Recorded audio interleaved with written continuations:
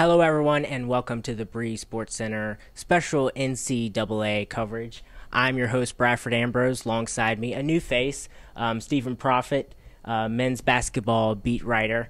And today we're going to talk about several things. First off, Stephen, we're going to talk about logistics, how the team got here all the way from Harrisonburg, and that kind of aspect. Okay. Today, Tuesday night, we and our team have arrived in Dayton, Ohio. Last night around 5 o'clock, the team got out from the Convocation Center. They actually rolled off at 5:28 p.m., according to my watch. They went to the local airport in Harrisonburg, Shenandoah, and took a charter plane to Dayton, got there around 8 o'clock or so, and had dinner, watched some film, went to sleep, and then today they got their first look inside the University of Dayton Arena here, and they had a practice around noon, open practice, and then some media sessions. All right, and big news after that meeting at the Convocation Center, the send-off. Rayshawn Goins was arrested after a party that stemmed from Saturday night, where he was charged with misdemeanor disorderly conduct and obstruction of justice, right? And so he was held in jail and released on $2,500 bond. And right now it shifted from JMU winning the CAA tournament. It's been 19 years. That was the big headline. Now if you Google Rayshawn Goins or JMU, the big headline is player arrested. Talk about this situation. It was a party foul, to say the least. Yeah. Yes, it did stem from a party held off campus on Saturday night that got out of hand, according to the Harrisonburg Police Department.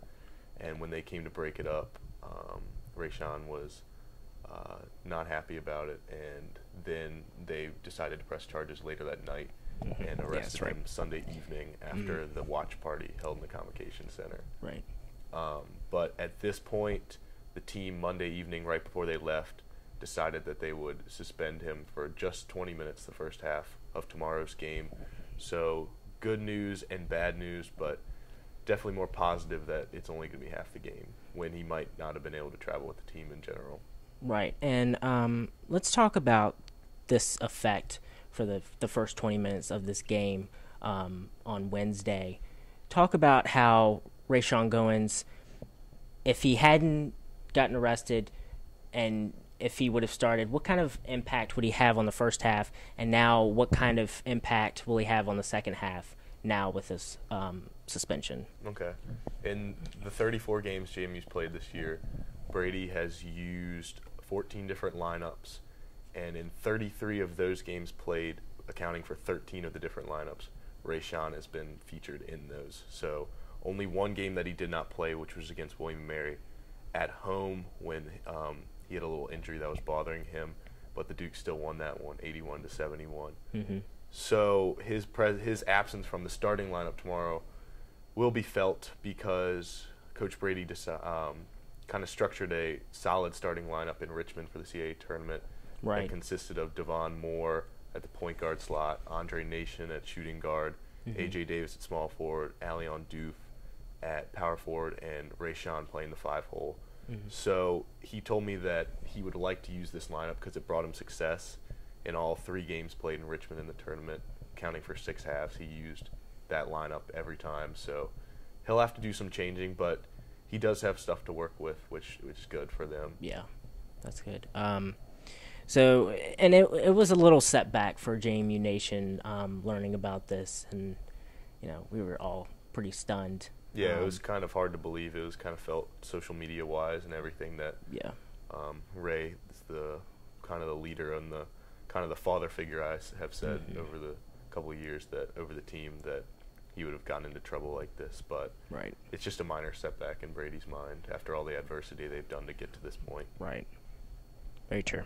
All right, so now we're going to switch gears and we're going to talk about kind of how JMU got here. We're going to talk about their CAA title game win against Northeastern and kind of what you saw in that game and that kind of stuff. Okay, so JMU went to the CAA tournament as a 3 seed after a solid win in Williamsburg the final day of the regular season against the Tribe. So they went in as the 3 seed, and basically they won in Williamsburg on the final day of the regular season in order to face a rematch with William & Mary in the quarterfinal round, first round of this year's CAA tournament. Right. That Saturday night, opening night of the tournament in the Coliseum, and JMU was able to overcome some adversity in that game and kind of dig themselves out of some holes, which they become famous for over the past few months of the season, and were able to escape with a win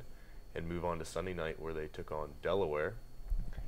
And JMU had gone into that game facing Delaware twice already in the season, and they had won both matchups. They dominated the first one in Harrisonburg, stopping Delaware's main force, Jamel Higgins, to very few points and rebounds off the glass.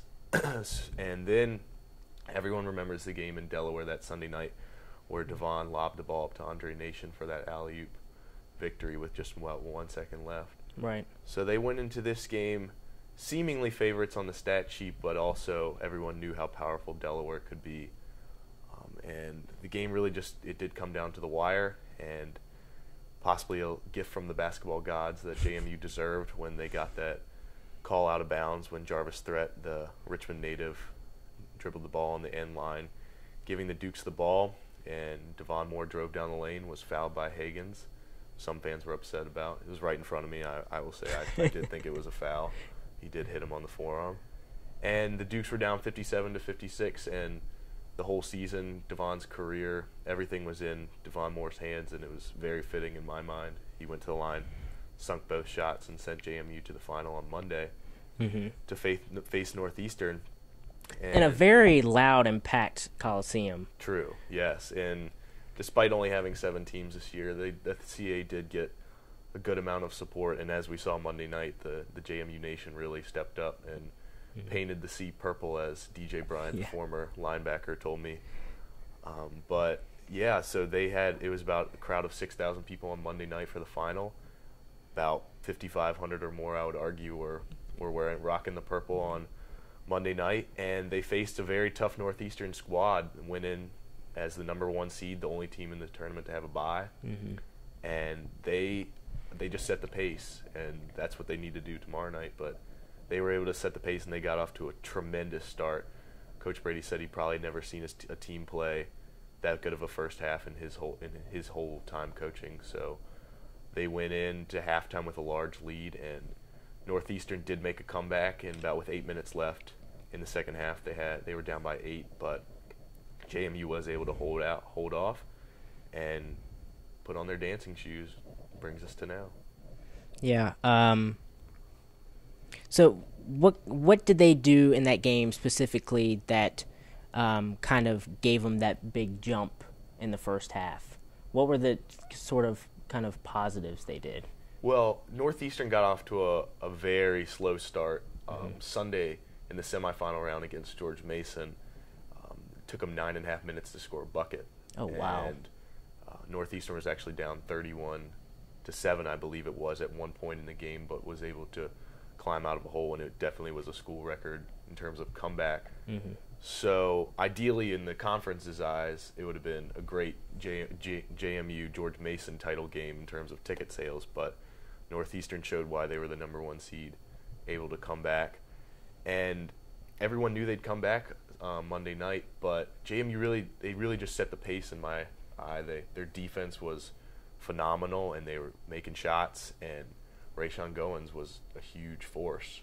Already had a double-double at halftime of Monday night's game, so his absence tomorrow night will be felt, but Brady's hopeful that he can hopefully have an effect in the second half. Yeah, and that leads us to Wednesday night's game against LIU-Brooklyn, who has an overall record of 20-13, while James Madison has an overall record of 20-14. LIU-Brooklyn is part of the Northeastern Conference, and that game can be seen on True TV.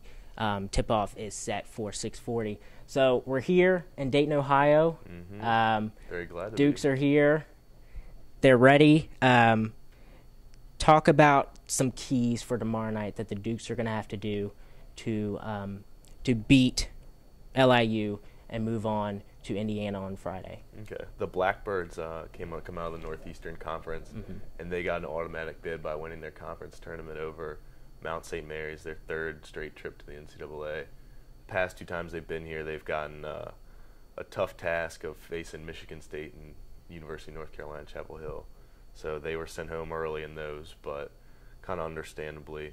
So tomorrow will be, I think, the first time LIU probably goes into a game expecting that they have a very good shot of winning, which kind of hurts JMU, and because JMU hasn't been here in 19 years, and none of these guys have seen any of this type of play. So their coach, one of their assistant coaches told Kurt Dudley today that he thinks that experience will help them until tip-off, and then all is out the door. But they like to run, and they like to run a lot. They're extremely fast-paced. They average almost 80 points a game, 79.5, which is 5th best in the nation. They shoot 48% from the field, which is 10th best in the nation, I believe. So they like to run. JMU likes to run in doses, but if running goes out for a long period of time, I don't see it favoring JMU if LIU's able to have their way in terms of pace. So pace is definitely the key for tomorrow night. Okay. It should be an interesting game. Hopefully the Dukes can squeeze out a win to face number 1 Indiana here Friday. Yeah. And if they're Brady will probably go, I would assume, with a smaller lineup, of course, to match the tempo of them. But I definitely think pace, as I said, and defense will be the ultimate factors. JMU's a very sound defensive team. They average almost eight steals a game, which ranks top 100 in the country, led by Andre Nation and the zip 'em up phenomenon that has become in JMU Nation recently. But yeah, I mean, if they were able to set their pace and play the way they want to play, which is how they say it, then I do see them winning. I do see them winning tomorrow night.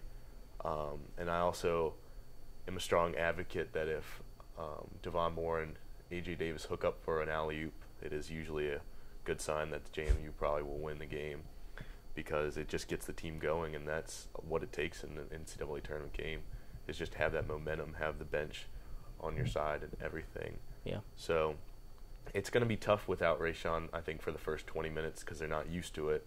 Right. But and Brady's not even promising that he'll go in the second half. I mean, if they find something that they'll like in the first half, they might just stick with it, just to not tinker with it. But he says if it's going to be good for his team, he's going to put him in. But Brady just doesn't seem as it being a huge problem with all the adversity he's gone through over the years. Yeah. Any other comments before we wrap this thing up? No. If they win tomorrow, then they go on to face number 1 seeded Indiana in the same building on Friday afternoon around 4 o'clock. To be a daunting task because, as we know, 16 seeds never beaten a 1. It's 112-0 in terms of record-wise, but someone's going to break the record one day. So, and the Dukes are looking to break that. Dukes are looking to break that. Rayshawn said he was trying to shock the world. So the Dukes are here to make some history, have some hometown love. A.J. Davis, Devon Moore, and Rayshawn all from Ohio. Pretty good statistic, and they're playing. They've played some games, some AAU games in this arena, so they're semi-familiar with it. Not that might help, right? Game-wise, but it's all about the level of comfortability. So who knows? We'll have to see tomorrow night. All right, should be really interesting. Thanks, Stephen, and thank you for joining us. I'm Bradford Ambrose for The Breeze.